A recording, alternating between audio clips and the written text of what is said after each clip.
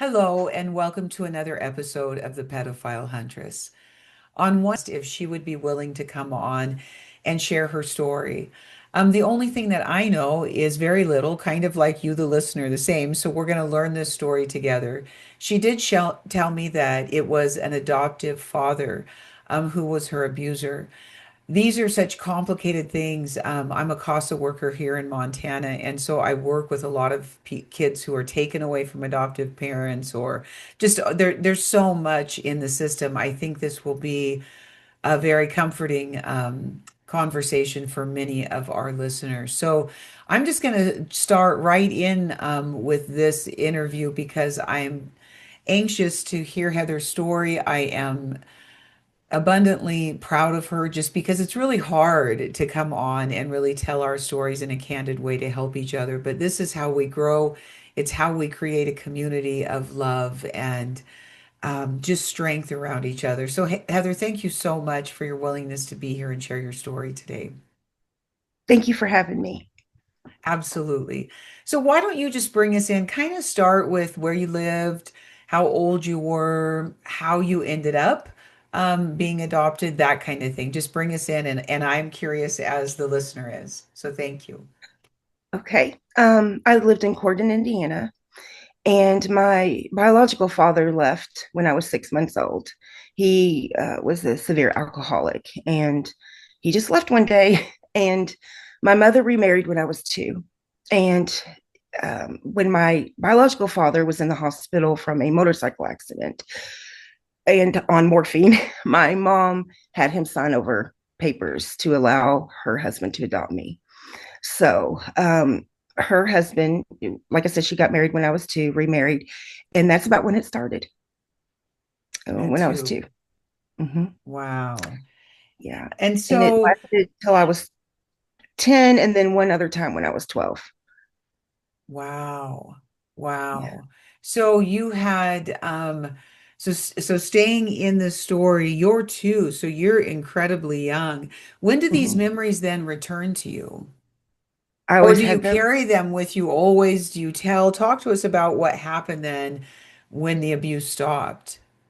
Um, Unfortunately, the memories never left for any period of time. I've always had them.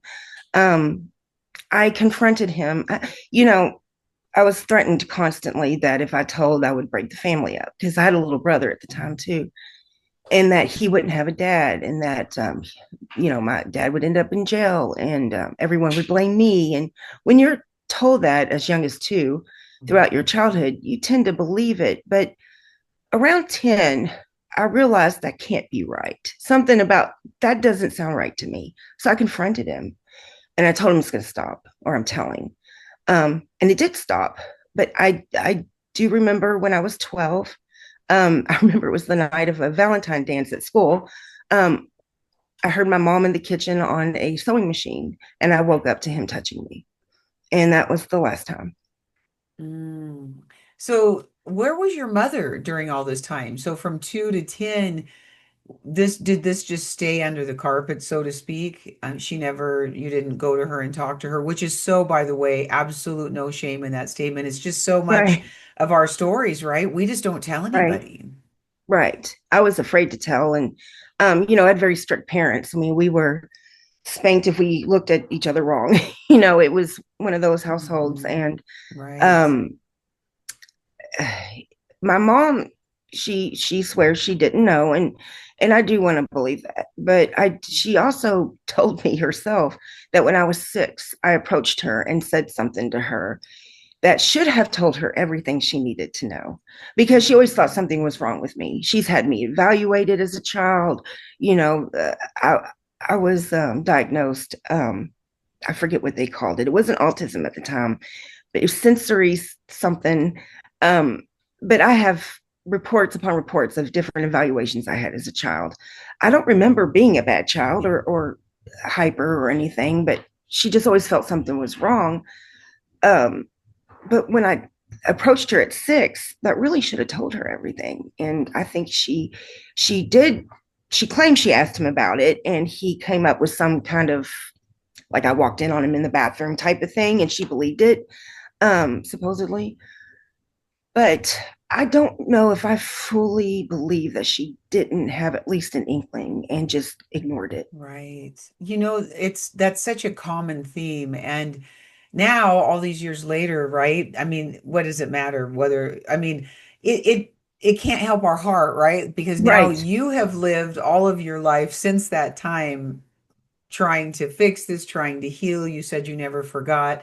And I'm so right, sorry that your mother wasn't there. I think many times I've talked about mothers on this show a lot because unfortunately, mothers are supposed to protect us, and depending on their own past, depending on the patterns that right, they bring with them, and then right. sometimes it's absolute fear to see the truth, don't you think? I, Yeah, I think, yeah, I remember this one time talking on this one panel that I had, and moms were scared. They're scared, like it's my income, it's my this, it's I'm going to be alone. right, I don't know. And so many times we are given crumbs in life, and then crumbs are just what we think that our children, they believe as moms that that's all they're worth. And then unfortunately, the right, kids even get the smaller crumbs. So, wow. So right. at 10, so at 12, this finally ends now. Does he stay in the family after that? Yes, I actually told my mom when I was 12. I'd had enough at that point when it happened again, and I told her everything. Well, let me backtrack. I did not, because there was that, what do you call it, Stockholm syndrome, I guess, in me. He was my father, and it messed with my mind because he raised me as a Yes. father. He loved on me like I was his real daughter. Um, he, it was so, it just messed with my mind. I didn't Mm. want him to get in huge trouble, but I was still angry. So I told her it only happened a couple times. Um, he denied it at first, and she said something about, well, then you're both going to have to take a lie detector test. And I guess that was enough for him to at least own up to a couple times. It wasn't until a Wow. few years later that I told her how it really went down and for how long. But they didn't split up or get divorced till I was 17. So he stayed in the Wow. house. So now, anybody who's listening, I want you to listen to what Heather just said. And so, if there is a mother or a father who is listening to this and your child has come to you, first believe the child. Period. It is the job of the parent. And I'm guilty of not listening to my own children. So I am calling myself out too. I am not being the ass that's just calling someone else out. First, believe the child. See, because what Mhm. happens is it's not the job of the child to protect Right, themselves. And so when a child right. comes to the parent just needs to respond and say, I've got to get out of here and we'll figure it out. The only Mhm. right answer is, I need to leave and we'll figure it out. Like you deserve Right. it. I mean, I'm sorry, but Heather, that Yeah. she said, I'm going to give you a lie detector test at 12. Yes. Yeah. Yeah. I mean, because what you said was, see, when you've been groomed appropriately, you're in a love Mhm. relationship with these men. I've Yes. had so Mhm. many people tell me, not all, but many children believe that this is a love thing that they're getting. You know what I mean? Like Yeah. this is a Yeah. special relationship. This is, Yeah. I can even remember Oprah, who I'm not a big fan of, but I remember her years ago saying, if a pedophile's doing their job right, you know Mhm. what, then you're going to like them. And it's true Yeah. because a pedophile, Yeah. it's like this love affair thing, right? Yeah. So did that played out for some time with you because Mhm. we're taught to protect them. And so, but Right. you're saying I need help. It's a oxymoron for a child. And this is Sure. why children need the protection of a parent. Yes. Yes. Exactly. Exactly right. Um, Wow. So keep I going. was I was so angry that she didn't leave him right away. And she did say, I don't think I could do this alone with two teenagers. Well, soon to be, my brother was 9 when I was 12, but um, that was her main reason. But also, I think it was mainly, how will this look? I think that was her main concern. How will this look on me? And when she did Wow. finally share and tell people after she kicked him out of the house when I was 17, she kind of victimized herself. She kind of made herself look like, you won't believe what happened to me, type of thing. And I don't know. My mom is a very sweet person, but she has another side to her that most people don't know about. And she's very much a victim all the time. And if she's not, she's going to be somehow or another. And she did, she hasn't had it easy either. Her childhood wasn't great.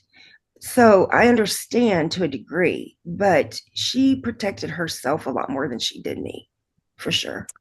Yeah, and I don't want to judge her, and I'm not really judging her in any way. Right. I can understand some of this because I was thinking about this morning, actually, Heather. This is interesting that you bring this up. It's very hard as a parent to look back and authentically say, wow, I really effed up right there. So Sure. you know what I mean? And so instead of my big thing is you see you, because when we're all looking at ourselves, there's this Hmm. certain spotlight that is now taken off everybody else. And I always think Right. God is putting the spotlight on ourselves, right? So Hmm. let's get back to you and your story. So this had to be, how did this play out in your life then? Now you're 12 years old, you tell your mom, but now she stays with him until she's 17, and probably to be in her favor why it was time to leave. She probably throws Hmm. that in there. Yes. But at any point, now though, this has got to play out in your life in some miserable ways during those Oh, yes. 5 years. Yeah. Yeah. So what Those does were that look like horrible. for you? I bet they were. Constant tension, constant fear, constant anger. I got pregnant at 17. I acted Oh, out a lot. yeah. I didn't date the best guys. Um, Getting in trouble a lot. And just angry, so angry. Um, it's funny, when my first daughter was born, I just turned 18 4 days before she was born. And I'm telling you, when they put her in my arms, when I say everything melted away, it really did. As far as anger. Now, don't get Wow. me wrong, I still had my moments, but I Right. grew up right then and there. I really did. That Well, was isn't that. that interesting? For me too, I'm 61 now. My girls are 40 and 37. And when I Mm, had them, I just thought the world was a grand place to live. yeah, Now, life yeah, continued to happen, and I continued to be messed up, and they sure, continued to be hurt because I picked a very bad sure. man. You know what I mean? And so Yes. life ended up catapulting me into the ground in my 30. Well, I was 35 when I left their dad. But with that, I think that's interesting to explore that because I think it's many of our stories, right? We live through Hmm. this. Nobody's really there. We're alone. We've never been comforted. We've never Right, really received or known what it feels like to be protected, but now we have a right, child. So right. yeah, what did that feel like? Now, so you're 17, I mean, you said you were 4 days from being 18? I just turned 4 days before she was born. So I 4 days Wow. out of being 18. Yeah. All right, so Still talk senior to us in high about school. how, yeah, so now are you alone? Does the father stay with you? Are you alone? I'm living with my mom. The father and I left him because he was abusive and he had his own problems. So I had to end up getting a restraining order on him actually. And it was me, her, and my mom until I moved out at 19 and got my own place. So Oh, it, okay. yeah. And Wow. my And husband, so, oh, go ahead. oh, no, no, you go ahead. I was just going to go back a minute for living in this house with, because again, I don't know who listens to me. People listen to me all over and all ages. And Sure. so I want to kind of talk about if you're 12 and you had to go back to being 12, Heather. What would you do differently to maybe the teenager who's listening that's being hurt and doesn't know what to do? What would you tell your 12-year-old self to do in that house today? I mean, that's a tough one. I mean, I wish I would have definitely said you should have told a lot sooner than you did and been 100% honest about it when you told. But honestly, I don't know if that would have mattered. Um, Mhm. I really don't know. That's a tough one. I probably would have not been so hard on myself, and acted Mm. out as much as I did. It only hurt me. It didn't bother him any, and it didn't bother my mom any. It only hurt myself. So But you're probably just to, acting out. Let's talk about that acting out because I know that people listen and being a CASA worker, one of my CASA girls is 14 and all she does is act out. And what is acting out, Heather? Talk about that. meeting up with boys all the time. Yeah, I'm 12 years old and older boys, mind you, some older than 18. Just smoking constantly and Mm. just getting not doing well in school, getting in trouble in school, getting, kicked out of school, or, just constant trouble, just getting in fights, just misbehaving all the time.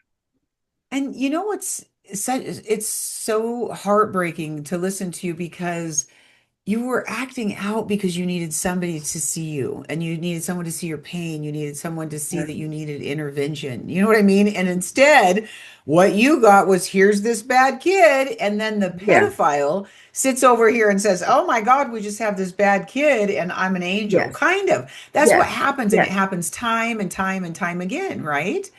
Yes. It does. It's ridiculous. And of course, I didn't know then why. I mean, I just was acting out because in my mind it was fun. It didn't really click with me until many years later why I behaved the way I did. But of course, I mean, I just wanted to be seen and heard, and it just wasn't happening.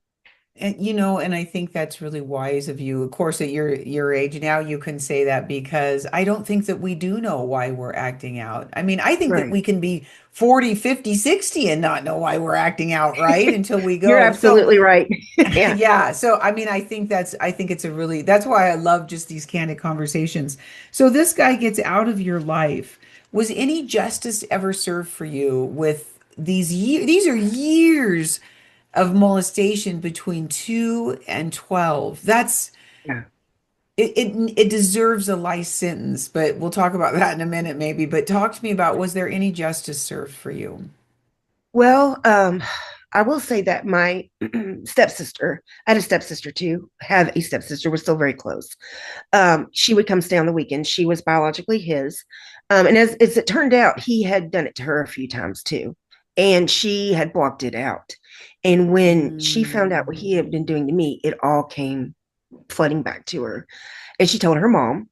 And then her mom found out about me and called CPS. And so here I am, 6, 7 months pregnant, a senior in high school, and my school counselor comes and gets me. And I go in this room, and there was a gentleman there who happened to be my mom's boss, by the way, because she's a social worker, Oh, oh um, wow. to interview me about that. And I wasn't ready to talk about it yet. I hadn't, I never went into detail with my mother. I never went into detail with anybody. So I told him he could ask me questions and I would say yes, or I would shake my head yes or no, but I could not tell. I couldn't physically get the words out. And I remember he asked me, "Did your mom know?" And I said no, because I'm 18. I really at that time still believe she didn't. Mhm. Um, but he let her have it, evidently at work. He said, "You better be glad your daughter said you didn't know," because I forget, he threatened her job or something. He was angry with her. Um, but that was, that was an interview, but nothing came of that. And I thought that was odd. Then at 19, I went to the prosecuting attorney, ready for something to be done. And I went to our local prosecutor, but there was a statute of limitations at the time. And Oh, I'm there was so nothing that could be sorry. done. Yeah.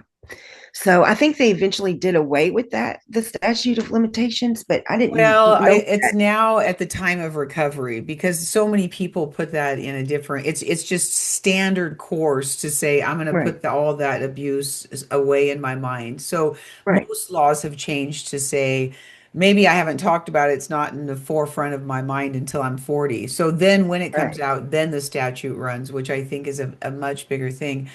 One of the things I wanted to go back to and tell you is when you said I didn't have words for it. Do you know the reason you didn't have words for it is because a No. 2-year-old does not know how to articulate what is happening to her or him. Right. And so Right. it's so fascinating when you think about now you're 3, now you're 4, now you're 5. You didn't have words for it because you didn't even That's know true. you didn't even know these kinds of things exist. And so Right. I think it's so interesting that I've talked to so many victims that say, I don't know how to say it, or we use cuss words because we have anger and we have all of this Yes. angst that we want to get out, but we don't know Right. how to say I was molested or I was raped or I was Right. touched badly or you know what I mean? Yeah. Like, so it's to me, it's so appropriate that you said I can say yes or no, but I don't know how to Yeah. articulate it because you Right. didn't know how to articulate it.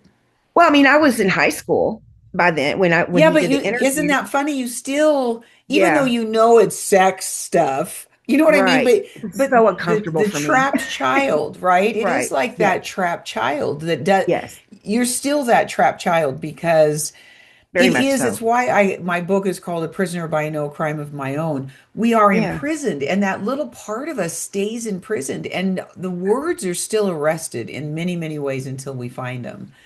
That's Wow. true. So after 19, you go and you ask for help, and of course, yeah, they say the Yeah. statute has run, which, by the Yeah. way, anybody listening that can change laws, the other day I watched this man he stabbed a man and he went to jail for 4 years for aggravated rape.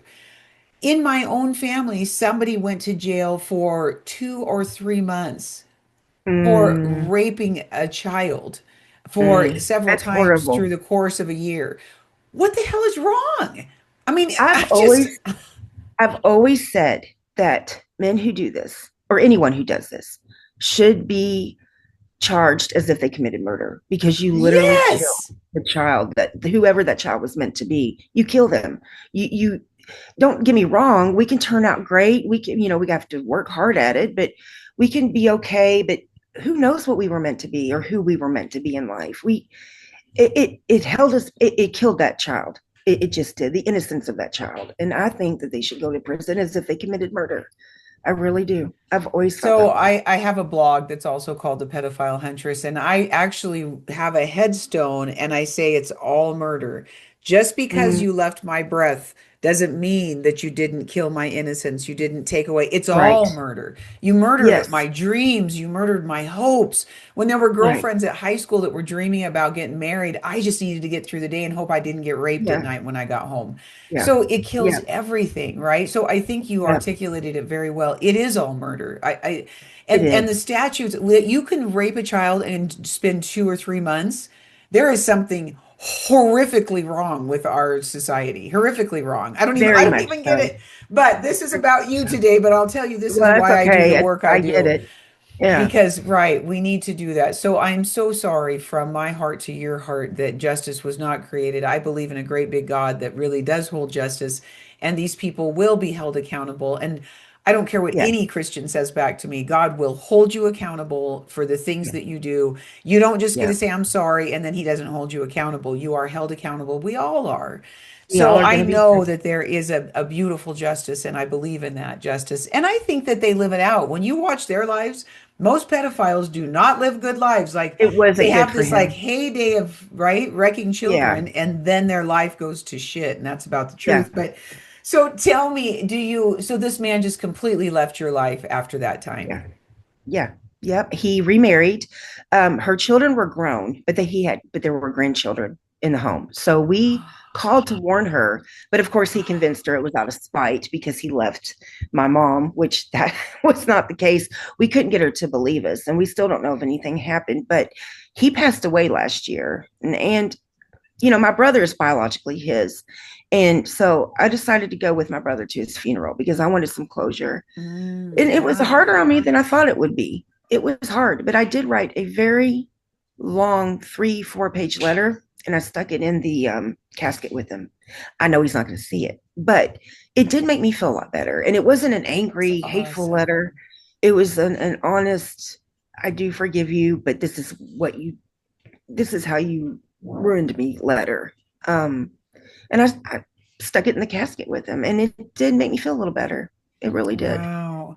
If you have the courage to share, with the person listening and just to help you hold that, what were some of the things that you felt maybe that letter helped validate from what he took? What were some of those things that you put in that letter to him? Um, Fear and security. I felt like those were stolen from me as a child, but I regained them back on my own without his any help from him. Right, Um, right. it allowed me to say, even if it was just written down, it was something I never said out loud or wrote before. I forgive you because Mm-hmm. it's for me. It's not for him. Mm-hmm. Um, it's the only way that I'm ever able to move on is to forgive. It's not easy. I tr- honestly, there's a part of me that's almost because he was being true to his nature, as terrible as that was. I'm almost more angry with my mom, Hmm. as crazy as that sounds. I felt No, talk abandoned about by that. her. I don't think that is crazy because she was your birth mother, and I think that it's our right to believe that we're going to be protected by the people who Yeah, give us life, right? right, right. And I felt like she abandoned me. I do. Um, it's not as bad as it used to be, but it's still there. When anger builds up, I don't think about him as much as I do her, and it's strange, Hmm. but Hmm. that's just what happens. Not because I've forgotten about it, because unfortunately, I don't think I ever will. But um, she's still here, and I'm glad she's still here. Don't get me wrong, but Right. No, I understand. she's never. She'll. I've never known her to own up to anything, Hmm. um, ever. And I just want her to own up to something, whether it's about me or somebody else or herself, anything. And it's frustrating. She just won't. She just won't. And so she'll never be held accountable ever because she'll never own up to anything. So she'll never admit Right. that she And knew. what kinds of things, would you like her to be accountable for? Well, I did mention that at 6, I came to her and I said something. Hmm. And what I said was, Daddy makes me kiss his area, his private parts. Hmm. Um, with, you take that combined with knowing something's not right with your child and she just swept it. And it's like it never happened. She just completely ignored it. Hmm. He said, oh, she walked in on me when I was peeing. And, she bought that and she really should have known better. And I think she did. As a mom, I have 3 daughters. And was I the perfect mom? Of course not. But I think that if I heard that, I'm pretty sure I would like to think I would definitely be able to put two and two together. And she didn't want to. And that's something I would like for her to own up to. And she never will. Right. Right. And that's huge. In my own life, my oldest daughter came to me, and there was a time when she was very young, about 5 or 6, and said that her father had touched her on the couch. We were on this family excursion to get away from abusive men. And when I came back, I took her to the police department. The police interviewed her and told me that nothing had happened with her. And basically, I was crazy because of my past. Now, Oh, unfortunately, I can only share from my story. It breaks my heart that I did not believe my children and walk out the door because worse things happened because I stayed. And then she was, bad. It's her story. I'm not going to tell it, but but you I feel tried. I mean, at least you horrible did about that. something. Well, I Yeah. did, but I mean, what didn't even have my own story at the time. So the reason why I Right. like to talk about this is if we don't see ourselves. I Right. know what really changed me was I swear I met an angel that told me one time, Jody, he wrote it down, you see you. And it changed my whole life because all of a sudden I started looking at myself. And I was Yeah. always looking at everybody else because I was a victim of horrible childhood abuse.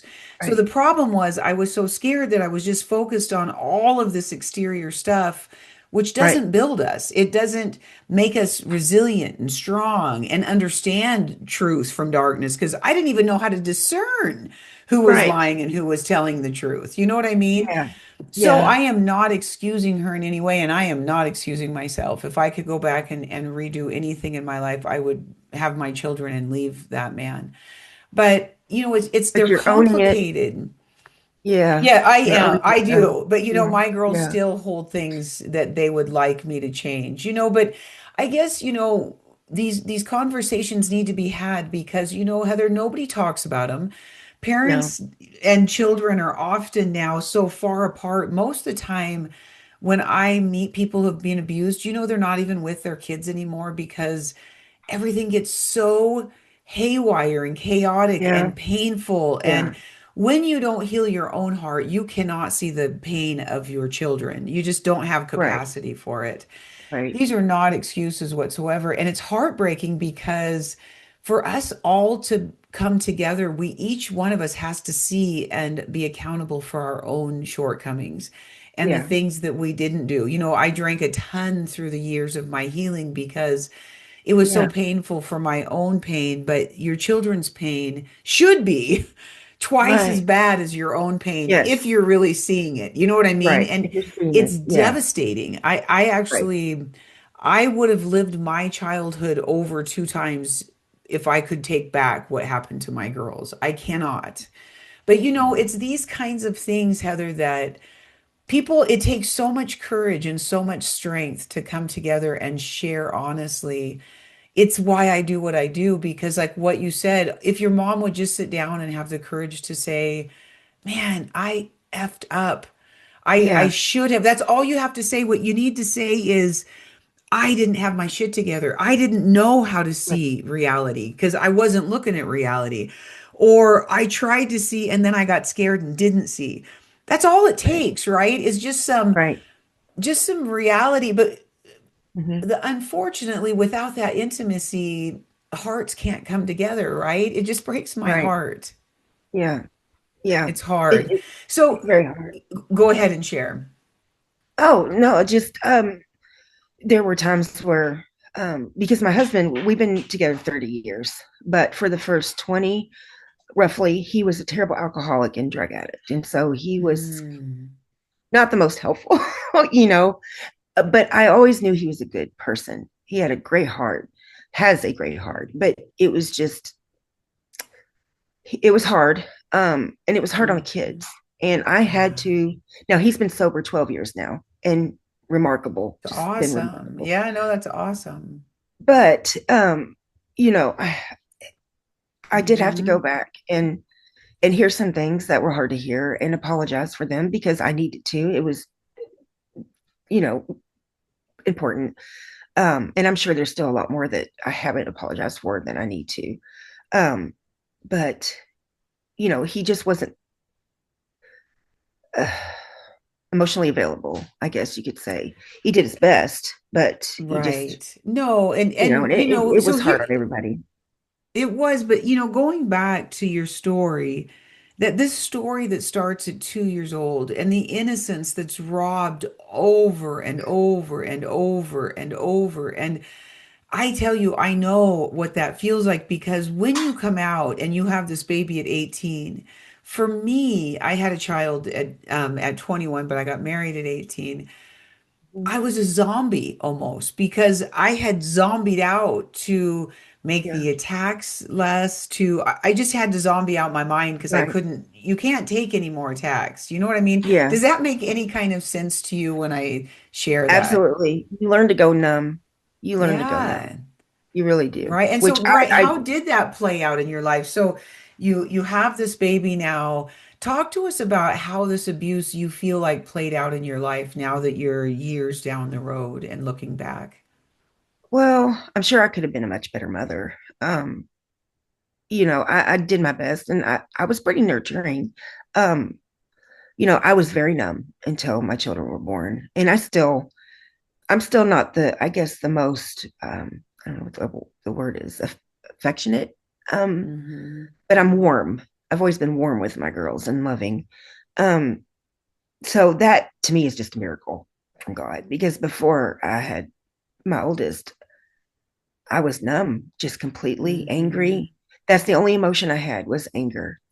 And I still fly off the handle, with my husband. Sometimes it's unfair to him, but I do. It's such a knee jerk reaction. I don't know where it comes from. And a lot of times it's over the most ridiculous things. He's very patient with me. Hmm. um, because I do. I just, out of it just, there's no buildup or anything. It's just, that's the one thing I still struggle with is there's still a lot of anger, I think. Not like there used to be, but Yeah, I and you lash don't out. have to qualify that. I think that it's normal to come Yeah, through life and say, I received no justice. My mother didn't come to me and validate, yeah, her lack of protection and these kinds of things. And there's just this resonance of what do you do with this? Because the pain right, is so great. I mean, unless you've lived it, you cannot really explain exactly. that wasteland that tries Right. to evade your soul, right? Yes, exactly. Exactly. That's a good way of putting it. Um, when you lose all security so Right? young, it just, there's no, Exactly. yeah, it's constant survival mode is what it It is. And is. that's No, it all it really is. is. So how did sometimes it played out in, I didn't drink when my kids were little at all, but the funny thing was, Heather, that when I began healing is when I started drinking because the pain was so incredible that I Yeah, really did go to alcohol for a while to help me just, I mean, I went to work all the time and did all that. I functioned kind of, but you know what I mean? I couldn't even go to sleep right. because the pain was so intense. So Yeah, what kinds of things did you use to, or maybe you did or did not? I don't want to put I words in your did. mouth. Did you use Um, anything for coping? oh, for a very long time, I was addicted to opiates. So I Oh, had an opiate okay. problem, yeah, for a long time. Yeah. Um, they were prescribed, but it was a problem. And then, of course, overeating. Food was always a Hmm. comfort for me. Smoking, chain smoking, just I still Me smoke too too. much. That's the one thing I haven't really been able to let go of. It's like a comfort for me, I guess. Hmm. But yeah, I did have some vices for sure to keep me Right. what I thought No, sane. right. See, and this is one of the things that when I think about that letter that you left in that man's casket, you cannot have enough pages to fill what they No, took. You know what I mean? right. Like we could write these things and we could write for 3 days. We could fill 30 pages and we could still think of things we forgot, right? Yeah. Yeah, definitely. I had a friend in church that we were together all the time. Her parents and my parents were very close, and we were always over there. And one night they were watching me and my brother, and me and my friend, we were the same age, and we were in her parents' bedroom watching. I think it was a Chevy Chase movie. It was a VHS movie, and she started doing stuff that she'd never done before, and it was a little uncomfortable, and I couldn't figure out why. But I will say that God has given me pretty good discernment, and I knew something told me her dad's in here somewhere, and he's watching. There's something not right about this. And I asked her, and he came out. They had one of those sliding closets where the doorknob or the little thing I guess you held on to push it over was missing. Yeah. So there was a hole there where you can watch through. He was in there trying Wow. to pleasure himself, yeah, while watching she and I. And I don't know how I knew it, but I knew it. I just Yeah. knew it, You and know, so I there is realized, something, yes, there is something about that voyeuristic feeling. yes, I don't know what it is. There's definitely a spiritual world, and I think a lot of yeah, times pedophile carry dark spirits with them because it's just they such a do. dark, dark, dark crime, right? Don't you can They feel do. it, right? You can And so feel to it. me, I think you're feeling that darkness that was there Yes. because I could I was like feel. 8. I know, see, isn't that crazy? But Yeah. because Yeah. once it was around, I remember going to a friend's house when I was, I don't know, fifth grade or something, and I made my dad come get me because I felt that same oppression in her house, and I thought, I Yeah. can't do another one. And isn't that, Yeah. it is something, and yet, you know what is really sad is even if you feel it as a child, often we still can't protect ourselves from it, No. even if we No. feel it, which is a terrible feeling. It's Right. wonderful to be a Christian now and feel, you know what I mean? Like I feel protected. I feel safe. Right. I keep my world very safe. And if I don't like something, I change it. Yeah. But wow. So this is, tell me, your father gave up his rights to you when you were two, you said earlier. So your birth 6 months. father at six Or I'm months, then sorry, you're did you right. You're guys, right too. Sorry. okay, that's okay. He left when I was Did you 6 months. guys ever reconcile through the years? We did. We did. I would see him a couple times a year. He actually lived pretty close to me. Oh, Um, okay. yeah. Now alcoholism eventually killed him. Back in 2005. So he did pass away Oh, from I'm that. But sorry. we did that's okay. We never really spoke about anything, but it was just like he was always there, I guess. He got to as close to me as he's capable of getting to anyone, you know. But So you never shared with him what happened to you when you were little? he did find out. My mom told him. So, and in fact, when I was in labor with my oldest daughter, my biological dad came to the hospital, and so did my adoptive dad. He just showed up. I hadn't seen him since I was 17. He showed up. I still to this Oh, day don't know how he found out I was in labor. He poked his head in the delivery room, and my mom and I both said, "Get him out of here." And then I found out when my biological dad saw him, he left because he said if he didn't, he would have killed him. I don't know. So oh, that was, wow. Well, that had to feel good, right? Because yeah, fathers, are more protective. I bet your father felt terrible, to not he be had a there, but lot of guilt. Yeah. yeah, but he didn't come to you and ever talk to you about it. No, his sisters did a few times. They told me he was very guilty, but I didn't want that for him. I didn't want Right. that for him. He It, had I a mean, horrible it just childhood. Yeah, exactly. yeah, Because it is so, and then you had three girls. So did that help you process watching girls that weren't then, sexually hurt as being young? Like I watch my girls they both have daughters, and it's such a beautiful yeah, thing to watch them yeah, be able to comfort and protect them and not have that visit their home, right? So how did that yeah. feel having your girls? It was great, but it was also a lot of fear. I was constantly worried that something I would happen. bet. I never expressed that, but it was always in my mind.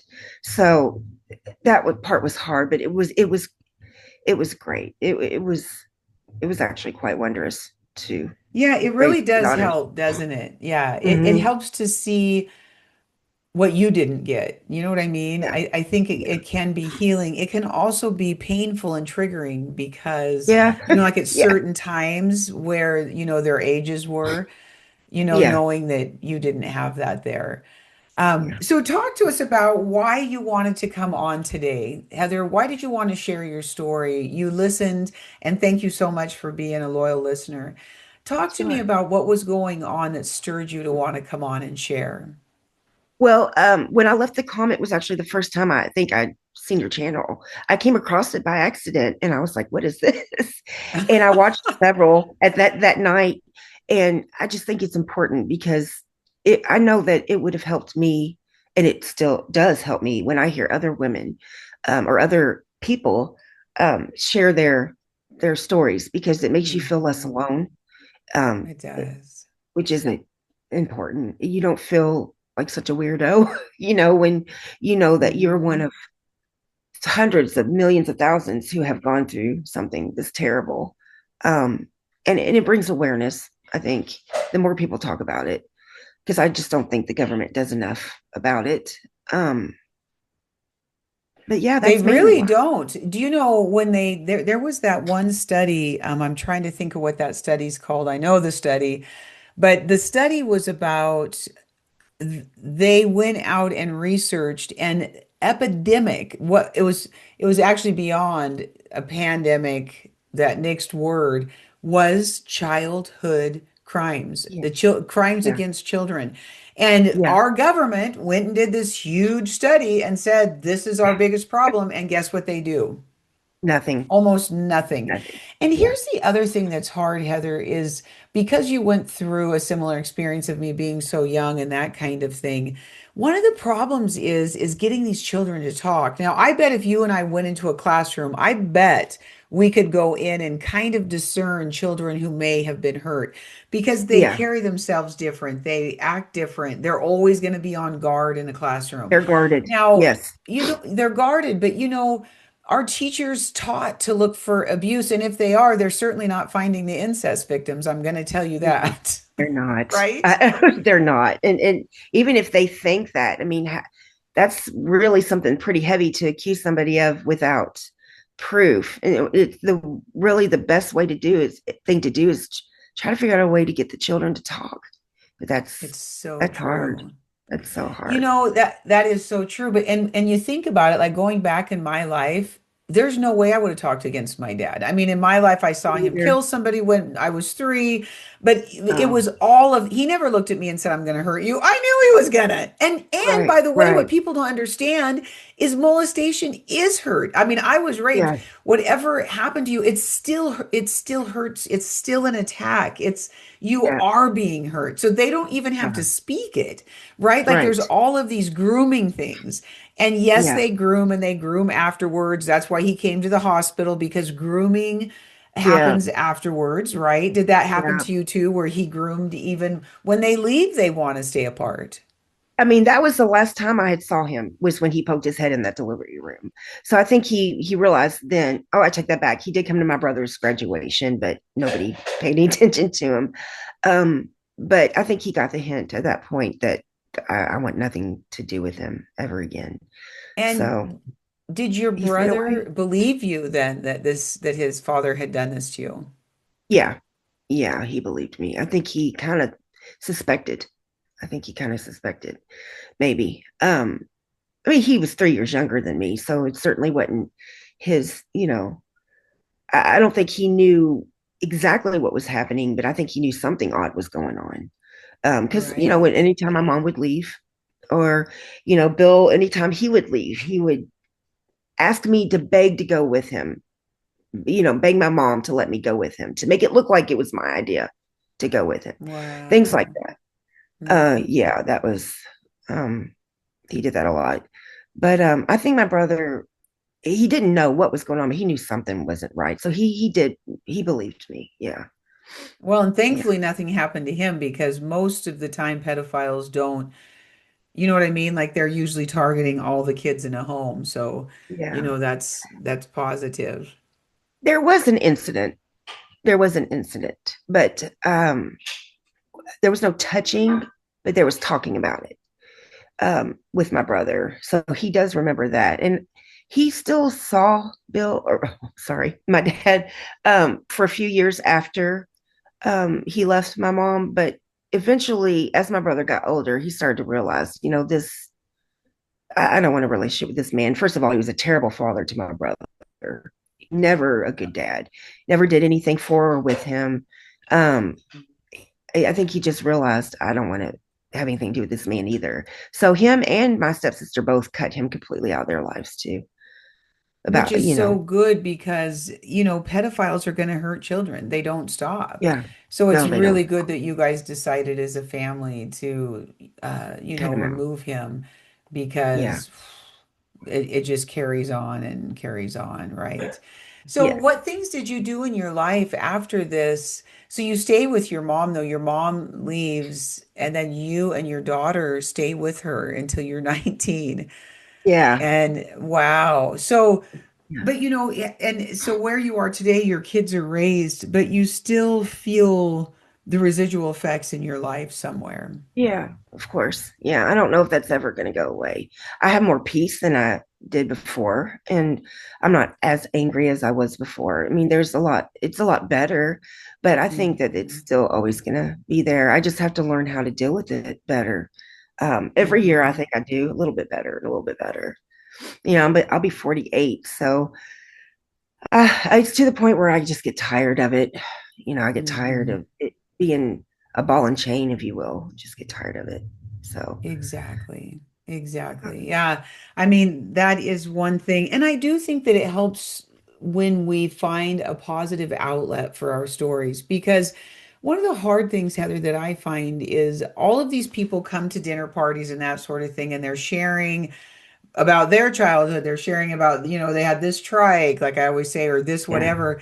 And yeah, I can't really share that. And then if people have read my book, you know what I mean? Like they're always like, Jody's not going to talk about her childhood, is she? You know what I mean? And I'm like, well, if you guys get to talk about your childhood, how come I don't right. get to talk about my childhood? It's And important. so there is this bifurcation that happens then. And it's so Yeah, unfair because yeah, it's almost like I have to take half of myself, not half anymore, because now I've I've lived far more outside of the abuse.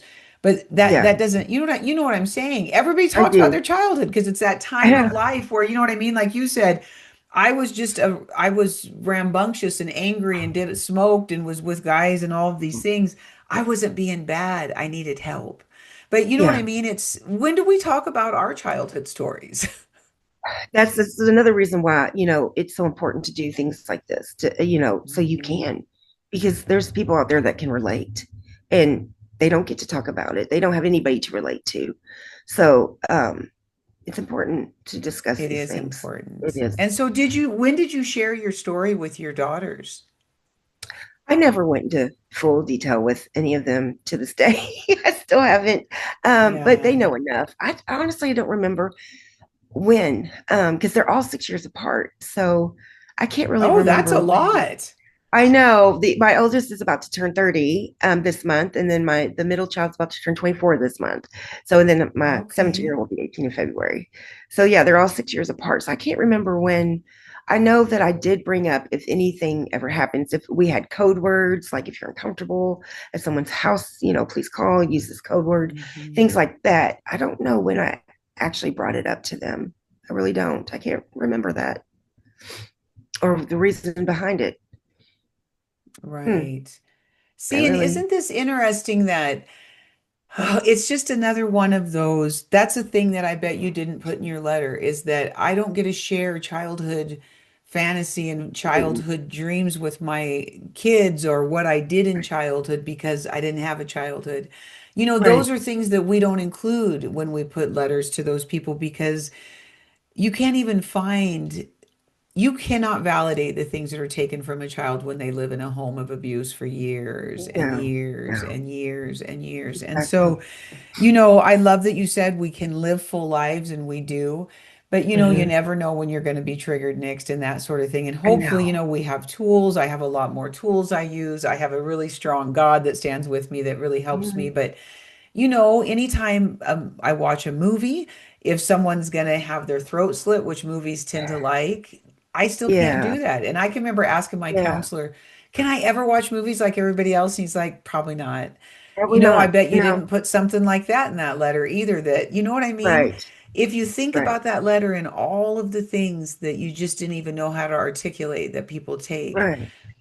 I'm just so sorry for all of those losses.